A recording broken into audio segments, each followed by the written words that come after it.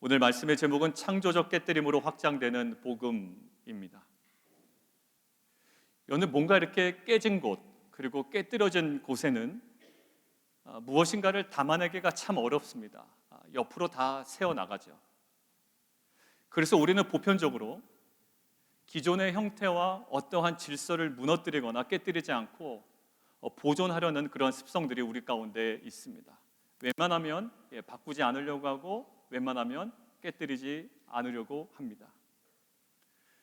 그런데 살다 보면 사실 그것이 절대적이지 않다라는 것들을 우리는 많이 느낄 때가 있습니다. 예를 들면 우리는 일반적으로 살아갈 때 일상에서는요, 숨이 차는 동작을 애써 하려고 하지 않습니다. 그냥 우리의 숨이 그냥 평상시의 호흡대로 유지될 수 있도록 우리의 동작을 조절하죠. 그러나 어제 우리 저 뒤에 강민구 집사님께서 마라톤 대회에 참석하셨지만 자신의 체력 증진을 위해서 운동을 할 때는요, 우리 스스로를 숨이 차는 그 지점까지 노출시킨단 말이에요.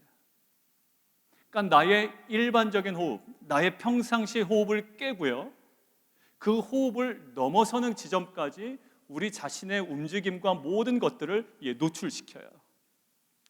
예전에 제가 미국의 공군사관학교를 한번 방문한 적이 있습니다. 왜 갔냐면 그 공군사관학교의 그 교회 건물이요, 너무 예뻐요. 그래서 많은 사람들이 거기를 방문하면 꼭 그 예배당에 가서 사진을 찍습니다. 근데 그 공군사관학교 그 길을 올라가는 이렇게 길이 있는데 언덕길이에요. 계속 차 타고 올라가도 한참을 올라가야 됩니다. 근데 올라가는 장면에서 제 눈에 들어온 한 사람이 있었어요. 누구냐면 달리는 사람이었습니다. 어제 집사님처럼.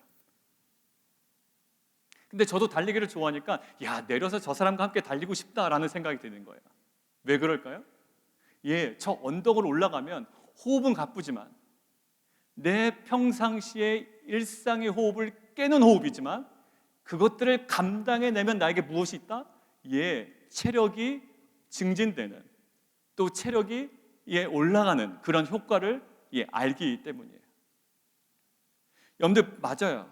우리는 보통 숨이 차는 그 지점까지 자신을 노출시킵니다. 왜요? 깨뜨림을 통해서만 얻어지는 유익이 있기 때문이에요. 그래서 우리의 일상의 호흡을 의도적으로 깨뜨리고 그런 훈련을 하는 겁니다. 일상의 호흡이 적절하게 깨뜨려지는 훈련을 해야 장거리를 잘 달릴 수 있게 됩니다. 여러분들 근육 운동도 마찬가지죠. 어느 정도의 통증이 느껴질 만큼 근육을 파괴시켜야 되죠. 스크래치를 줘야 된다고요. 그래야 그 이후에 파괴된 근육이 회복이 되어가면서 근육이 자라나게 됩니다. 운동을 하는데 통증이 없다, 그러면 그냥 그 근육이 그대로 있습니다. 근데 근육에 통증이 생기고 근육이 약간의 파괴가 되고 스크래치가 생기면 이것이 회복이 될 때 오히려 근육이 성장하게 된다는 거예요. 뭐예요? 깨뜨림을 통한 성장입니다. 맞아요. 우리가 중요하고 새로운 것을 얻을 때 반드시 내게 익숙한 껍질을 깨야 될 때가 있습니다. 우리는 깨고 싶지 않지만 사실 우리가 성장하고 또한 새로운 것을 얻어야 될 때, 가장 중요한 것을 획득해야 될 때, 예를 들면 우리 자녀들이 어떠한 목표로 하는 그 대학이나 어떤 점수를 얻고자 할 때 나의 기본적인 생활 패턴에서 깨는 어떠한 그 지점으로 들어가야 되죠. 그래서 경제학자 조셉 슌페터라는 학자가요, 지금 이러한 모든 상황들을 이 단어로 표현을 했습니다. 우리 한번 보실까요? 창조적 파괴라는 거예요. 이것들은 나를 그냥 무너뜨리는 것이 아니라 오히려 이 파괴가 나로 하여금 어떻게 한다? 성장하게 한다라는 거예요. 그러고 보니 믿음의 조상이라고 하는 아브라함을 가만히 저희가 보면 아브라함에게도 다양한 깨어짐과 깨뜨려짐이 있었어요. 자신에게 너무나도 익숙했던 본토, 친척, 아비의 집이라는 삶의 터전의 경계를 아브라함은 깨뜨립니다. 그리고 그 깨뜨림 이후에 아브라함은 약속의 땅으로 나아가죠.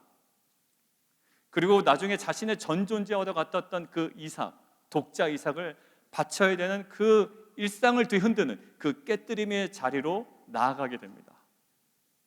결국 그 깨뜨림의 지점에서 오히려 여호와 이레의 은혜를 경험하게 되죠.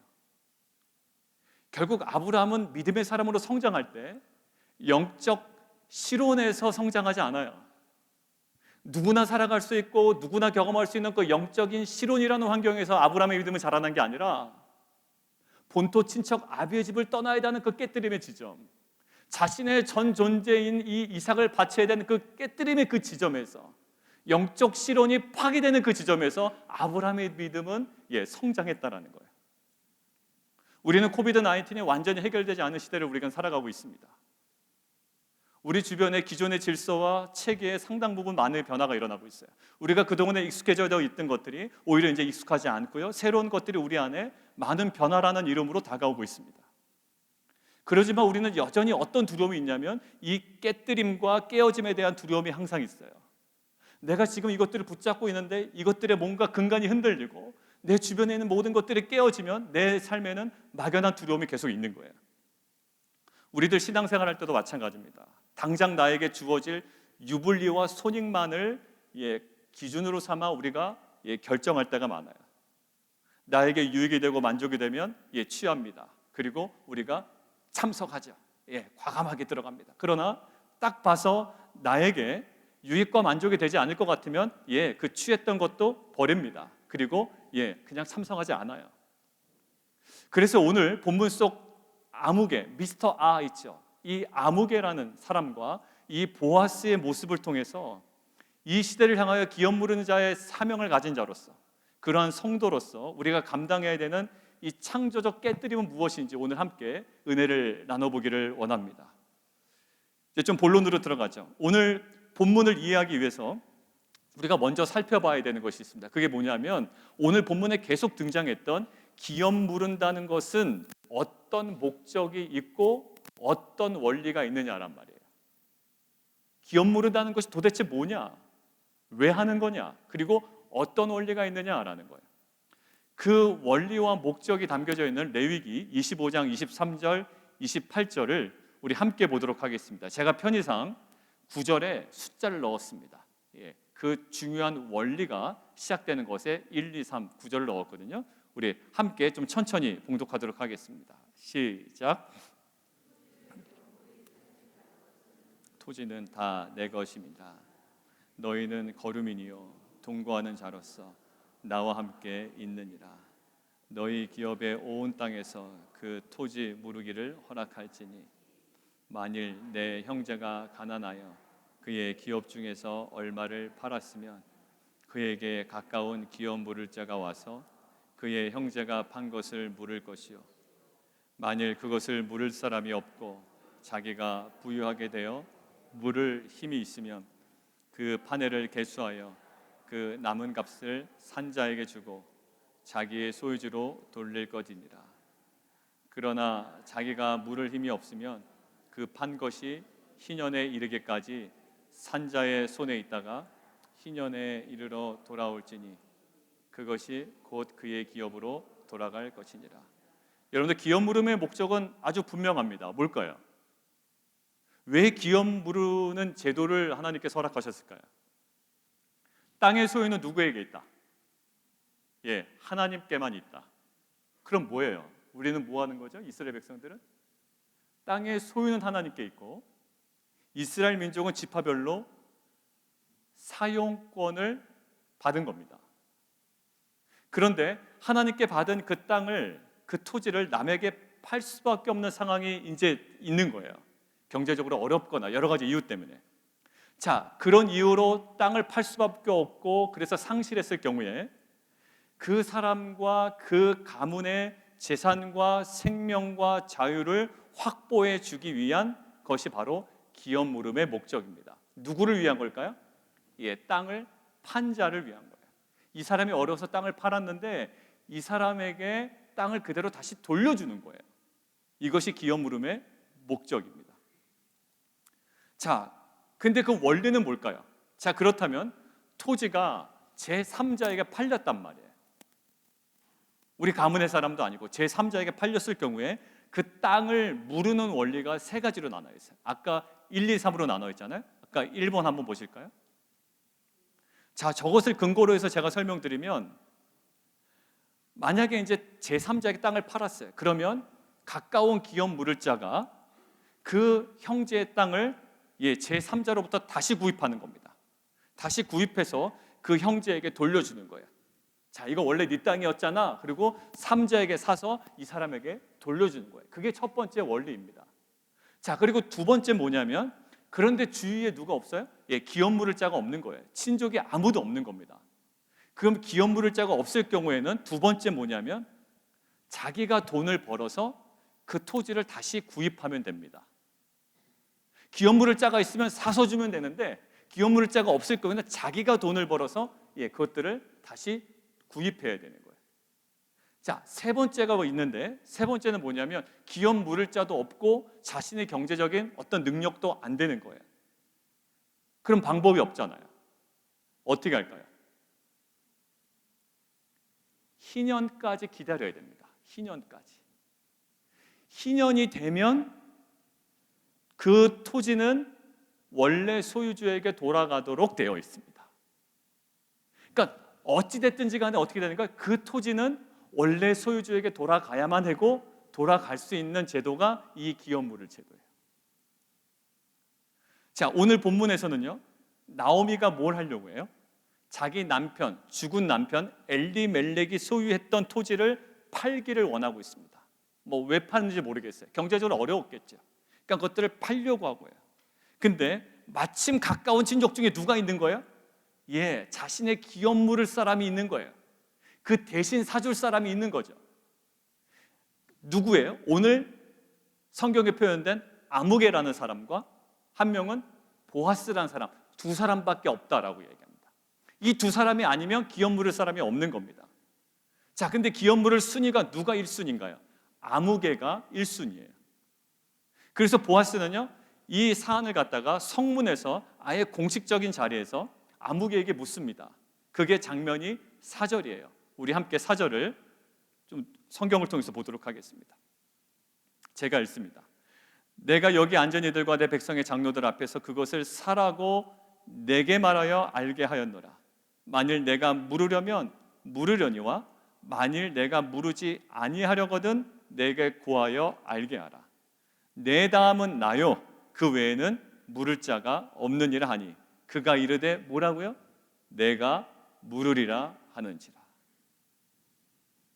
아무개에게 물어보는 거예요. 엘리멜렉의 땅을 너 물을 거냐? 만약 너가 물으지 않으면 내가 물을게 라고 이야기하는 거죠. 근데 이 아무개, 미스터 아무개가 뭐라고 얘기합니까? 내가 물을게 이렇게 얘기하는 거예요. 자, 그러면 어떻게 되죠? 더 이상 보아스에게는 엘리멜렉의 토지를 물을 수 있는 기회는 없어지게 된 거예요. 근데 보아스는 갑자기 이야기를 듣고 있다가 4절에 명시하지 않았던 하나의 조건을 5절에서 이야기합니다. 그 조건이 5절에 있는데 성경을 통해 함께 보겠습니다. 보아스가 이르되 내가 나오미의 손에서 그 밭을 사는 날에, 여기까지는 원래 얘기했어요. 근데 곧 죽은 자의 아내 모압 여인 루색에서 사서 그 죽은 자의 기업을 그의 이름으로 세워야 할지니라 라고 이야기합니다. 여러분들 이게 무슨 내용이냐면 너 단순히 엘리멜렉의 땅만 구입하는 게 아니야. 너 룻과 결혼해야 돼 라고 이야기하는 거예요. 결국 이것은요. 너 그냥 엘리멜렉의 땅만 그냥 사서 돌려주는 것이 아니라 너 룻과 결혼해야 돼 라고 하는 거예요. 여러분들 근데 우리가 뭐 아시는 분들은 아시겠지만 사실 이 결혼 조건은 엄밀히 얘기하면 이 아무개와 보아스에게 해당되는 조건일까요? 아닐까요?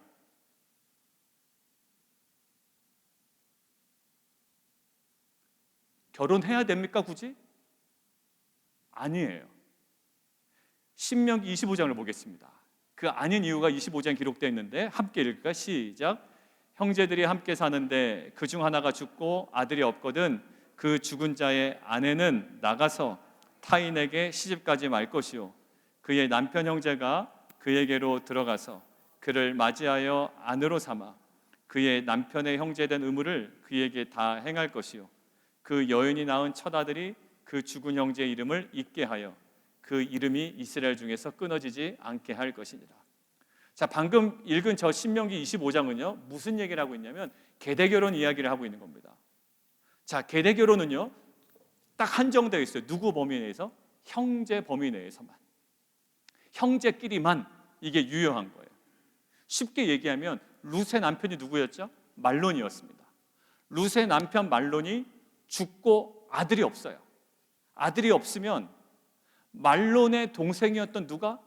기럧이 룻을 아내로 맞아들여야 한다라는 거예요.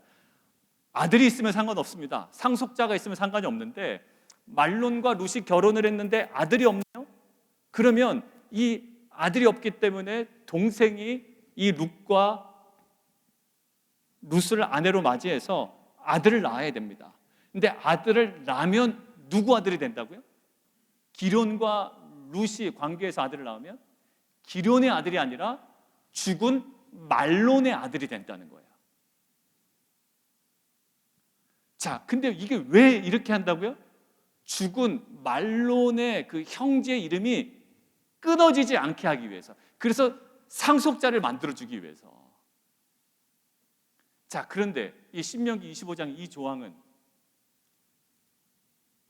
아무개와 보아스는요 말론과 기럧의 형제들 아닙니다. 단순히 기업물을 짜지 형제들이 아니라고요. 그러니까 뭐 대신해서 결혼해주고 이거 필요 없는 거예요. 그런데 보아스는요 마치 그렇게 반드시 해야 된다는 분위기로 지금 누구에게 요구하고 있어요? 아무개에게 요구하고 있는 겁니다. 이러한 보아스의 모습과 이러한 어떤 그 강조하는 모습에 대해서 학자들이 보통 이렇게 봐요. 왜 지금 보아스가 이렇게 하느냐라고 할 때, 자, 기업 무르는 목적에 대해서 우리가 나눴죠. 기업 무르는 목적은 기업 무르는 자에게 유익을 위한 제도가 아니에요. 집사님이 저의 기업을 대신 물려준단 말이에요. 집사님을 위한 게 아닙니다. 왜냐하면 집사님 오히려 손해를 봐야 되는 거지 집사님에게 좋은 건 아무것도 없어요. 돈을 내야 되는 사람이에요. 그러니까 누구를 지금 보살피기 위하여? 이 사람을 보살피기 위하여, 보호하고 이 가정을 유지시키기 위함이에요. 여러분들, 그렇다면 계대결혼의 목적은 어떨까요? 계대결혼의 목적도 죽은 자의 후사를 만들어서 죽은 자의 이름이 끊어지지 않도록 그 가문을 유지시키기 위함이 목적이에요. 그러니까 결국 보아스는 지금 뭘 보고 있냐면 이 기업 무르는 제도와 이 계대결혼의 제도가 다른 제도이지만 이 두 개의 개별 제도를 통해서 하나의 공통된 율법 정신과 목적을 발견해낸 거예요. 그래서 그것들을 주목한 거죠. 그래서 이것들을 자기 임의대로 합쳐버립니다. 보통 갖고 있는 기업물을 짜의 어떤 제도를 그냥 깨버리는 거예요. 그리고 두 개를 자기 마음대로 합쳐버립니다. 결국 이런 생각을 한 거예요. 보아스는 엘리멜렉의 소유지를 무르는 행위, 그 땅을 대신 사주는 행위는 지금 당장 재산을 보호해주는 의미는 있어요. 그런데 한번 생각해 보십시오. 당장 엘리멜렉의 땅을 사주면 그 땅이 보호되죠. 그런데 엘리멜렉의 아들이 다 죽었습니다. 그리고 아들들이 상속자도 남기지 않았습니다. 손자도 없단 말이에요. 그러면 결국 어떻게 될까요? 그 가문은 결국 사라지게 됩니다. 그러니까 땅은 사줬지만 결국 그 가문은 어떻게 돼? 없어지게 되는 거예요. 땅 사준 의미가 아무 의미가 없어지게 되는 겁니다. 그러니까 지금 보아스는 무엇을 얘기하는 거예요?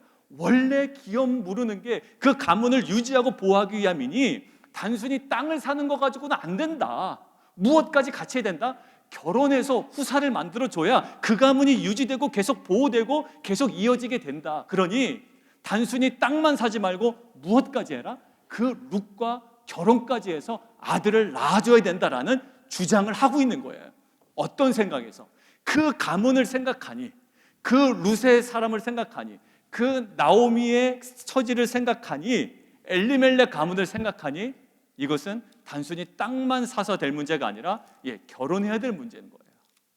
그래서 결국 보아스는 엘리멜렉의 가정을 위해서, 그리고 나오미와 룻을 위해서 기업 무르는 제도를 어떻게 하고 있나요? 지금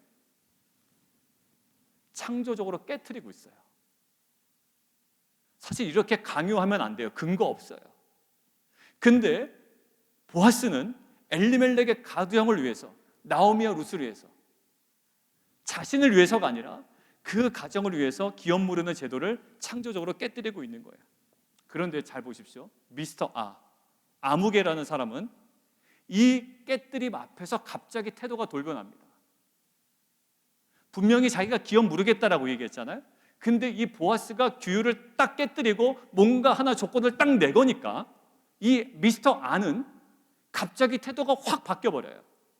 6절을 통해서 함께 봉독하겠습니다. 기업 물을 자가 이르되 나는 내 기업에서 손해가 있을까 하여 나를 위하여 물으지 못하노니 내가 물을 것을 네가 물러라. 나는 물으지 못하겠노라 하는지라. 여러분들, 이 사람에게 도대체 무슨 손해가 임하게 될까요? 아무개는 지금 뭘 알고 있냐면 나오미에게, 엘리멜렉은 죽었고 나오미에게 모든 두 아들이 죽었다는 거 알고 있습니다. 그리고 두 아들에게 어떠한 손자, 상속자도 없다는 것을 알고 있어요. 그래서 지금은 당장 엘리멜렉의 소유주를 구입하기 위해서 뭐가 들어갈까요? 통장에 돈이 빠져나가야 됩니다. 내 어카운트에 돈이 빠져나가야 돼요. 지금 그만큼 나의 대가가 지불이 돼야 된다고요. 그런데 누가 없기 때문에, 상속자가 없기 때문에 나중에는 아무도 그 실체적으로 그 땅을 점유할 사람이 없는 거예요. 사용할 사람이. 어떻게 된다 그러면? 그 땅이 미스터 아한테 온다는 거예요. 아무개한테. 그 상황에서는 뭐 한다고요? 본인이 기업 무르겠다라는 거예요. 결국 이 아무개는요, 손해보는 장사가 아니었던 거예요. 첫 번째 조건에 의하면. 그래서 기업을 무르겠다고 한 거죠. 그런데 룻과 결혼하여 아들이 나오는 순간 모든 상황은 싹 다 바뀌어버려요. 왜일까요? 룻과 결혼해서 아들을 낳는 순간 이 아들은 누구의 아들이 됩니까? 죽은 말론의 아들이 되는 거예요. 내가 낳는데 누구의 아들이 되는 거예요? 말론의 아들이 되는 거와 동시에 이 엘리멜렉과 말론과 이어지는 상속자가 생기기 때문에 이 가문으로 그 땅이 계속 남아있게 됩니다. 결국 자신이 땅을 구입했던 돈은 어떻게 돼요? 날아가는 거예요. 그러니까 오늘 뭐라고 얘기하죠? 나는 내 기업에 손해가 있을까 하여 나를 위하여 물으지 못하겠다라는 거예요. 보아스는 지금 뭐죠? 한 가문을 보호하고 그 가문을 유지시키기 위해서 대가를 지불하겠다라는 결심으로 이 기업 무르는 제도를 창조적으로 깨뜨리고 있는데, 아무개는 오직 자신만을 위하여, 내가 손해당하지 않기 위하여 이 창조적 깨뜨림 앞에 그냥 기브업, 포기해버립니다. 여러분, 그러면 왜 성경은 기업 물을 1순위 있었던 이 사람의 이름을 아무개라고 표현했을까요? 분명히 학자들이 이렇게 얘기합니다. 이 사람 분명히 이름이 있었을 거다. 왜요? 이름 없는 사람은 없고요. 그 당시에 친족 간의 관계 속에 이 사람 이름 모를 리가 없어요. 아마 보아스는 이 사람 이름 불렀을 때 1절에는 아무개요 라고 되어 있지만 그 사람 이름 불렀을 거예요. 그런데 이 룻기의 저자는요, 의도적으로 이 사람의 이름을 아무개라고 표현해버립니다. 사실 모압으로 이주해서 그곳에서 죽은 말론과 기론 있죠. 두 아들. 말론과 기론은 아무것도 사실 한 게 없어요. 그런데 룻기에서는 두 아들의 이름이 정확하게 기록이 되어 있죠.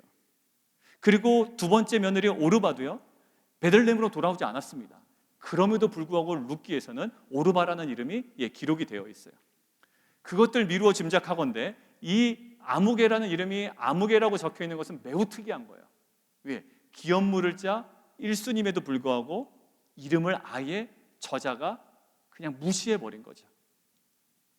이게 아무개라는 단어가 히브리어로 뭐라고 되어 있냐면 펠로니 알모니로 되어 있어요. 펠로니 알모니, 약간 워드 플레이예요. 펠로니 알모니, 펠로니 알모니예요.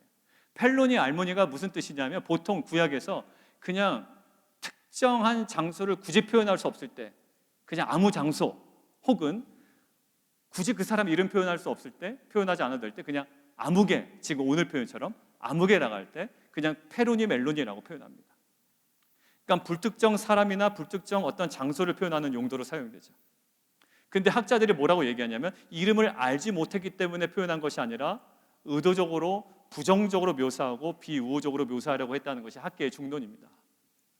그러니까 결국 이 기업을 물음 그리고 계대 결혼, 뭐가 목적이라고요? 그 죽은 자의 이름을 끊어지지 않게 보호하고 유지하는 것이 목적이에요. 내 재산을 유지하기 위함이 목적이 아니라 이 기업 물음과 계대 결혼의 목적은 뭐냐면, 원래 목적은 그 가문의 이름이 끊어지지 않게 하기 위함이에요. 그런데 이 미스터 아무개는요, 형제의 이름이 끊어지지 않도록 하는 일보다 뭐에 더 관심이 많았죠? 오직 자신의 손익에만 관심을 두었던 자예요. 그러니 원래 목적을 위해서 자신이 희생하는 것이 아니라 나에게 손해가 되니 이것들을 내가 실행하지 않겠다라는 거예요.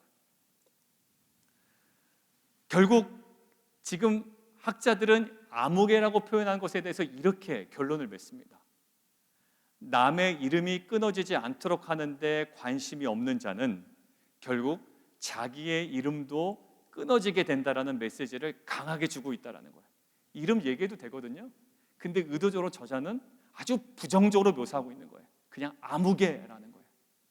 남의 이름이 끊어지지 않도록 하는데 관심이 없는 자는 나중에 결국 자기의 이름이 끊어지게 된다. 아무개, 이렇게 남겨두고 있어요. 여러분들, 우리는 사도 바울의 2차 전도 여행을 이제 많이 기억하고 있죠. 사도 바울의 2차 전도 여행, 어디가 기억이 나시나요? 빌립보, 데살로니가, 아덴, 고린도 많이 기억이 나시는데, 제가 오늘 얘기할 거는 빌립보예요. 여러분들, 빌립보에서 기억나는 사람이 있죠. 귀신 들린 여종의 주인들의 모습을 우리는 기억하고 있습니다. 사도 바울을 통해서 그 여종에 붙어 있었던 귀신이 쫓겨나가요. 자, 그런데 그 여종의 주인들은 여종이 귀신의 눌림에서 벗어난 그 은혜의 깨뜨림에 대해서 기뻐하는 것이 아니라 오히려 자기의 수익의 소망이 끊어진 것으로 인해 분노하고 있습니다. 여러분들, 자신의 여종에게 귀신이 쫓겨나간 것은 얼마나 좋아요. 평생에 귀신에게 눌려 살았던 이 여종이 귀신이 쫓겨나갔단 말이에요. 이 기존의 여종에게 있었던 모든 상황이 깨뜨려지고 귀신이 나간 것에 대해서 기뻐하는 것이 아니라 오직 뭐만 본다? 자신의 수익의 소망이 끊어진 것만 보고 분노해서 사도 바울을 옥에 가두게 됩니다. 여러분들, 복음서에 보면 베다니아의 마리아가 나와요. 예수님을 위해서 향유 옥합을 깨뜨리죠. 그런데 가룟 유다는 그 깨뜨림의 진정한 의미도 몰라요. 이것을 왜 깨뜨린지도 모릅니다. 그리고 몰래 돈을 훔치던 자신의 유익이 없어진 것 때문에 겉으로는 뭐라고 얘기하죠? 명분은 가난한 자들을 위해서 팔면 얼마나 이것이 쓰이겠느냐라고 이야기하지만, 사실 돈께서 돈을 훔쳤던 이 가룟 유다 입장에서는 돈을 몰래 훔치던 자신의 유익이 끊어진 것을 보고 불평하고 여론을 호도하고 있어요. 여러분들, 바울도 인생을 가만히 보면 그는 평생 복음에 정반대에 살았던 사람이에요. 그런데 그가 어떻게 복음에 사로잡힌 이방인의 빛으로 살게 되었을까요? 바로 다메섹에서 철저하게 사울이 깨졌다고요. 완전 그곳에서 그동안 평생 살아왔던, 자기가 자기로 인식했던 완전 옛 자아가 다메섹에서 완전히 깨어졌어요. 그래서 사도 바울은 이방인을 위한 빛의 사명자로 새롭게 세워지게 됩니다. 오늘 본문 보아스를 보십시오. 그는 유력한 자예요. 그럼에도 족보상으로는 어떤 자였나요? 그의 어머니는 누구였나요? 그의 어머니는 이방 기생 출신 라합이었습니다. 우리가 여호수아에서 봤던 그 라합이었어요. 근데 그 자기 어머니 라합을 보고 보아스는 무엇을 느꼈을까요? 여러분들, 자기 어머니 라합은요, 가나안 여자예요. 그리고 기생입니다. 근데 어떻게 했죠? 자기 어머니는 가나안의 보호와 가나안의 체제를 완전히 깨뜨리고 이스라엘의 계보로 들어온 것을 알고 있어요. 그는 모든 것들을 감당해냅니다. 대가를 지불해요. 이거 걸리면 그냥 목숨은 날아가는 거예요. 근데 그 순간에 가나안에서 얻을 수 있는 유익과 가나안으로부터 받을 수 있는 보호와 가나안의 체계를 다 깨뜨리고 어디로요? 이스라엘 쪽에 섭니다. 그 라합의 정확한 깨뜨려짐을 통해서 어떻게 될까? 이 라합은요, 이스라엘 계보에 들어왔어요. 결국 이 보아스도요, 지금 이방 여인 룻을 위해서, 그리고 그의 시어머니 나오미를 위해서 자기의 그 유력함을 깨뜨리고 자신의 안전을 깨뜨리고 제도를 창조적으로 깨뜨리면서 뭐를 감당하고 있나요? 대가를 지불하고 있어요. 대가를 감당하고 있다고요. 결국 그 모든 상황들을 통해 자신에게 유리하고 또 유력하기 때문에 그냥 보존해도 되는 그 상황들을 깨뜨리고 대가를 지불했던 보아스를 통해 어머니는 이방 기생 출신이고 아내는 모압 여인 출신이었음에도 불구하고 그 다윗의 계보는 계속 차근차근히 준비되어 가고 있다고요. 그냥 영적 실온에서 그냥 무난한 상황 가운데 준비된 게 아니에요. 마치 아브라함이 그냥 평안한 가운데 믿음이 성장한 게 아니라 그 아비의 집을 떠나야 되는 깨뜨림, 그리고 자신의 독자 이삭을 바쳐야 되는 그 깨뜨림의 현장에서 믿음이 자라는 것처럼 지금 보아스도 마찬가지예요.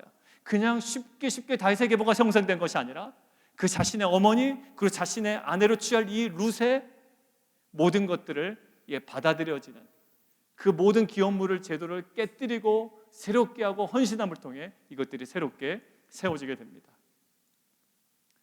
여러분들, 근데요, 우리가 살아가는 이 세상에서 정말 말도 안 되는 가장 창조적인 깨뜨림을 살아내신 분이 계십니다.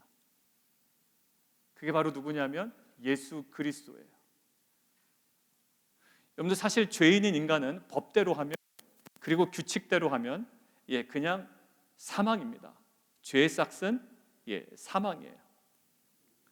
하나님께서 굳이 그 법과 규칙을 깨뜨리지 않으셔도 됩니다. 우리가 교리과정 2에서 얘기한 것처럼 하나님이 우리를 구원하셔야 되는 이유는 뭘까요?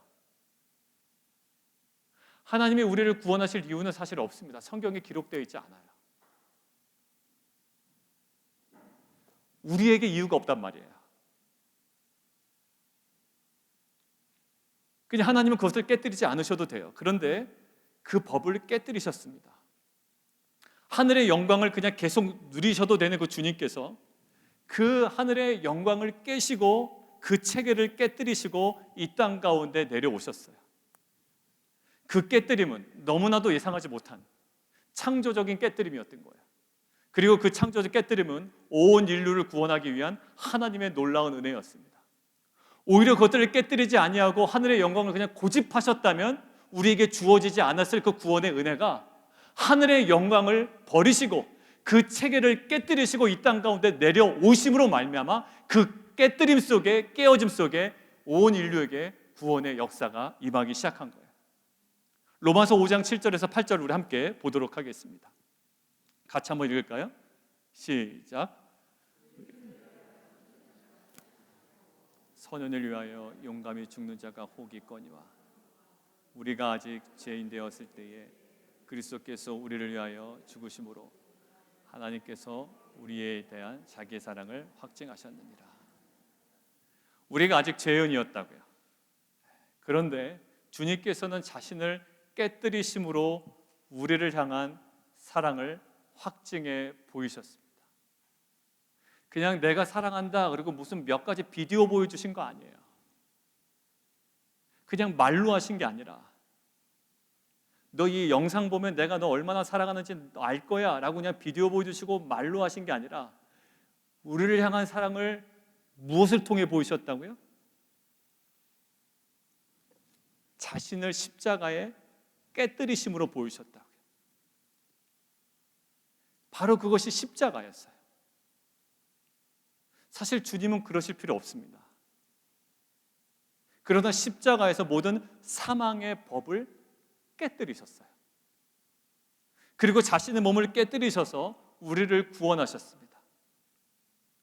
주님께서 그냥 하늘 보좌에 계셨으면, 그 깨뜨려짐이 없었으면 어떠한 말로도 인류에게 구원은 임하지 않습니다. 결국 어디서 능력이 나타났나요? 예수님의 깨어짐 속에 사랑이 나타났고 그 깨어짐 속에 능력이 나타나기 시작해요.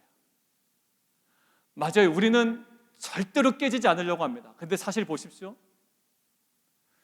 저희 자녀들을 봐도요, 저희 아내와 항상 얘기하는 게 있어요. 제가 한 번은 깨져야 될 텐데 그때 심하게 아프지 않았으면 좋겠다라고 이야기해요. 여러분들 평생 살아오면서 한 번도 깨지지 않은 상태에서 사람이 성장할 수 있을까요? 그렇지 않아요. 인간은 죄인이기 때문에요. 깨지지 않고 성장하는 자는 없습니다. 요즘에 만약에 나 요즘에 계속 말씀으로 깨지고 뭔가 욥기로 깨지고, 여러분들 욥으로 깨지는 것도 은혜예요. 왜냐하면 욥기를 묵상해도 절대로 안 깨지는 사람이 있습니다. 왜 안 깨지는지 아세요? 욥은 죄를 져서 고난받는 게 아니거든요. 그러니까 어떠한 식으로 묵상이 되냐면 나도 욥처럼 이 고난이 나의 잘못 때문이 아니야 라고 하고 그냥 평탄하게 있는 거죠. 어떠한 말씀이 와도 깨지지 않는 경우도 있습니다. 근데 우리는 가만히 보면 나를 봐도 그렇고 우리의 자녀들을 봐도 그렇고, 사실 우리의 자녀가 성장할 때 언제 성장하냐면 큰 아픔을 당할 때, 어떤 깨어짐을 당할 때, 어떤 실패를 경험할 때, 마치 그 대나무의 그 마디가 한 번 올라갈 때 굉장히 힘든 것처럼 그 깨어짐에서 어떻게 해요? 거기에 성장이 있고 그 안에 회복이 있고 그 안에 자라남이 있다고요. 바로 그 깨어짐 속에 주님의 사랑이 있었고요, 또 우리를 구원하는 그 능력이 있었습니다. 여러분들, 우리는 그 지금 당하고 있는 이 깨어짐에 대한 두려움보다 나의 깨어짐을 통해서 일하실 하나님을 기대하는 성도와 교회가 되기를 원합니다. 왜냐하면 내가 깨어지지 않고서는, 내가 부서지지 않고서는 내가 온전한 모습으로 성장할 수 없기 때문이에요.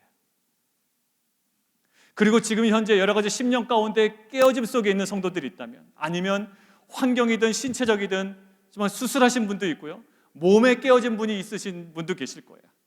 어떠한 방식이든지 이 깨어짐이라는 이 장소에 두려움과 또한 우리의 여자라는 당혹함 가운데 있다면, 오히려 그 깨어짐에 대한 두려움보다 하나님께서도 이 깨어짐을 통해 우리를 구원하신 것처럼, 그리고 주님의 십자가의 깨어짐이 우리를 구원하는 능력이 되었던 것처럼, 우리가 지금 당하고 있는 모든 깨어짐을 통해 하나님께서는 오히려 이 공동체를 새롭게 하고 가정을 새롭게 하며 우리의 자녀를 새롭게 하고 우리의 인생을 새롭게 하시는 하나님의 귀한 은혜의 시간으로 사용하실 줄 믿습니다. 그리고 우리는 주님께서 십자가에서 보이신 창조적 깨뜨림의 은혜를 입은 자들이에요. 우리는 그냥 이렇게 살아가는 자들이 아니라 우리는 그 창조적 깨뜨림의 은혜를 받은 자들입니다. 이제는 우리가 시대를 향하여 그 창조적 깨뜨림의 사명을 감당하는 공동체가 되어야 할 줄 믿습니다. 베드로전서 2장 21절은 이렇게 기록되어 있거든요. 함께 좀 보도록 하겠습니다. 시작. 이를 위하여 너희가 부르심을 받았으니 그리스도도 너희를 위하여 고난을 받으사 너희에게 본을 끼쳐 그 자취를 따라오게 하려 하셨느니라. 어떻게 하셨다고요?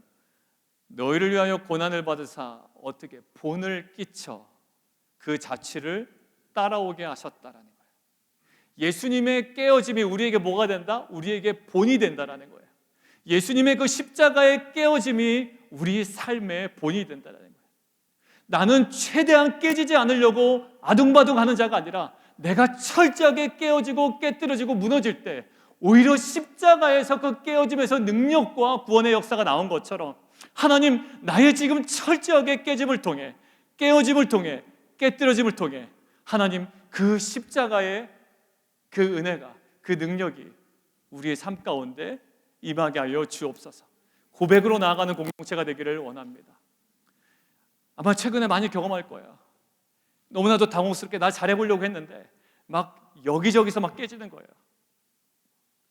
사랑하는 성도 여러분, 이것 때문에 너무 힘들어하지 마세요. 오히려 저는 여기저기서 깨어지고 나의 연약함이 발견되고 무너진 것 같지만 결국 하나님께서 거기서 가장 순전하시고 온전하신 것들을 다시금 세워가시는 분명한 은혜의 장소가 될 줄 믿습니다.